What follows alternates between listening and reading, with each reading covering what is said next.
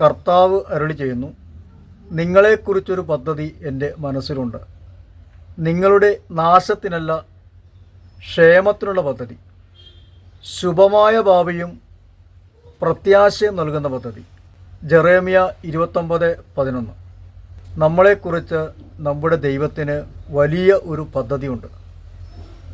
നമ്മുടെ ആരുടെയും നാശത്തിനുള്ള പദ്ധതിയല്ല, ക്ഷേമത്തിനുള്ള പദ്ധതിയാണ്. ശുഭമായ ഭാവിയും പ്രത്യാശയും നൽകുന്ന പദ്ധതിയാണ്. കർത്താവേ, ഞങ്ങളുടെ ജീവിതങ്ങളെ സമർപ്പിക്കുന്നു.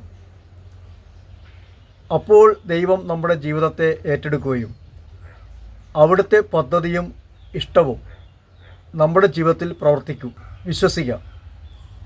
ദൈവം പറഞ്ഞ വചനങ്ങളെ നമുക്ക് അടിയുറച്ച് വിശ്വസിക്കാം. അവിടുന്ന് വാഗ്ദാനത്തിൽ വിശ്വസ്തനാണ്, പ്രവൃത്തിയിൽ കാരുണ്യവാനാണ്.